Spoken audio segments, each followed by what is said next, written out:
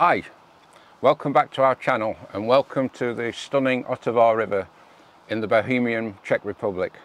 The fly I'm going to tie is an emeged and it's featured in our Amazon ebook. So if you want to see the book, go and check it out. It's a fantastic book with some unique selling points. It shows you the fly from the fish's vantage point.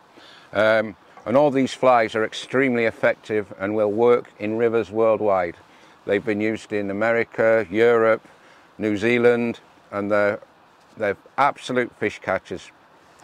Now, emegeds are particularly good at just catching the thread because they represent aquatic insects at the most vulnerable as they're emerging from the water. So trout and grayling can pinpoint them and target them, because they know they've got a realistic chance of reaching the fish, the fly, before it escapes from the surface of the water. This is a very simple emeged pattern, but it's extremely effective and it looks very realistic with a striated body. I'm using to form the body a stripped peacock quill.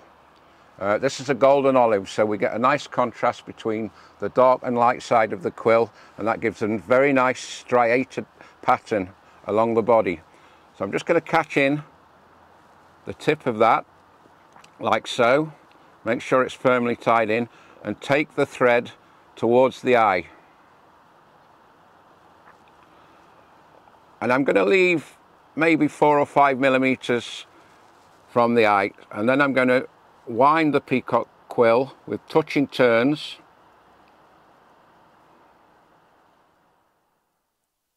through the fly, up the hook shank,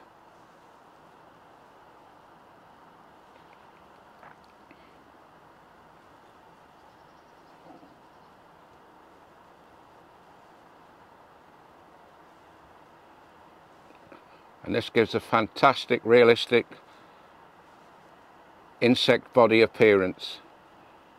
And then when I'm a few millimeters from the end, I'll tie that off. Make sure it's firmly tied off, and then trim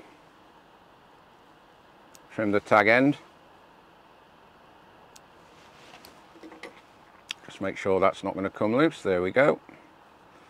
So we've got that beautiful striated body effect. Now I'm going to dub on a little bit of a thorax, and you can use hare's ear dubbing, but today I'm going to use a little bit of CDC, which works as a good substitute. So I'm going to just dub on a little bit of dubbing to form the thorax, or the wing case of the insect, like so. So I've got a nice dubbing. And when we add the wing, the emerging wing of the insect, that will actually form a nice thorax. It's a little bit breezy and the CDC wants to be free. I'll just stick that under there. So what I'm doing is I'm pairing 2 CDC feathers,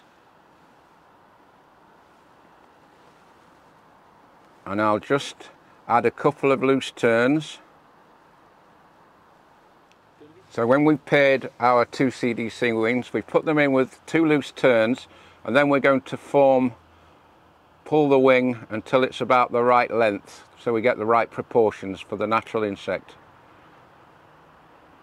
When I'm happy with the proportion, I'll put some firm turns in front of the wing.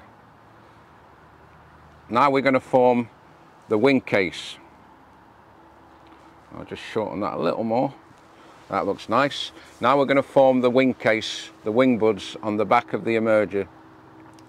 So I'll go behind that thorax bump we formed and back in front, and then I'll fold the 2 CDC feathers over the top and put a couple of nice firm turns in there, and then back in front of the wing, so the thread is in the right position at the front of the fly. I'm just going to trim those two stalks like so, and then put a couple more turns in front of the wing, and there you can see that fly, except for the whip finish, is complete. And I'm going to use a nice little tool to do the whip finish, because it's very awkward to whip finish on these style of flies. So I'm going to use this tube, and the wind's just getting up at the wrong time, making me a bit nervous. There we go, that's one whip in.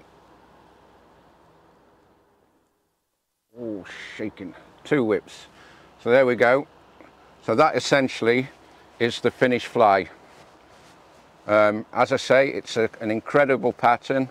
It catches fish all year round, and it's very attractive to both trout and grayling. It is featured in our ebook, so if you want to see the detailed tie and how it looks to the fish, go and check that out.